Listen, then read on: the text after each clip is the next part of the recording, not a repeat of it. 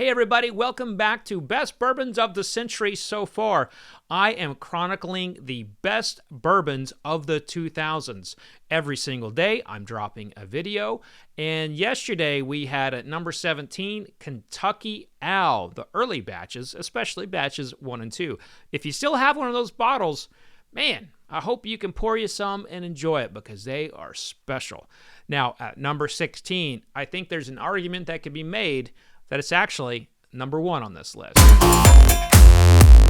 Bourbons of the Century so far. At number 16, William LaRue Weller, Buffalo Trace Antique Collection, 2011. Now, every single William LaRue Weller out of the BTAC series is always going to be in the running for Whiskey of the Year. It's always going to be highly sought after. It's always going to command a great deal on the secondary market. But around 2011, we had only really seen the bourbon geeks kind of getting excited about these BTAC Wellers. 2011, in my opinion, is the year that everything started to shift for how people thought of William LaRue Weller in the Buffalo Trace Antique Collection series. You see, it was in 2011 that this whiskey was just dynamite, just completely complex. Everybody was wanting it. People were comparing it to Pappy Van Winkle in blind tastings. People were talking about how much better it is than Pappy Van Winkle. And these were also the years that the rumors began that Pappy Van Winkle's Stitzel Weller stocks had started to go away. And they were suggesting that the William LaRue Weller Cask Strength series in the BTAC line was actually a better example of wheated bourbon.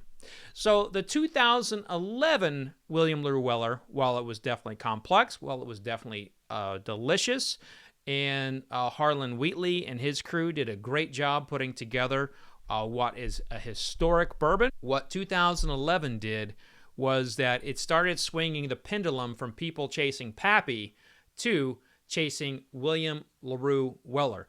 And I believe that 2011 series of William LaRue Weller is the most important one for it and from that brand's perspectives, because now I believe that more people in the whiskey geek community would rather have Weller from the BTAC line than a bottle of Pappy Van Winkle.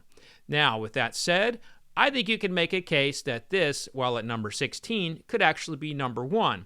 In fact, many people can say that any William LaRue Weller from any year should be in the top 10. Now, that's a good argument, but it's not. It's here at 16, and now that we get into 15 to number 1, we have basically some juggernauts. All of these bourbons are spectacular, and any one of them could have been number 1, but there will only be one number 1 on my list. So if you want to see what that is, make sure you click on the subscribe button so you don't miss an episode. And tomorrow at number 15, one that is more near dear to my heart than any other bourbon on this list. So stay tuned for tomorrow. Cheers.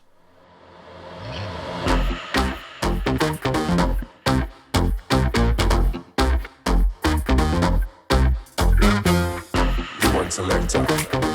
Rewind selector. Rewind selector.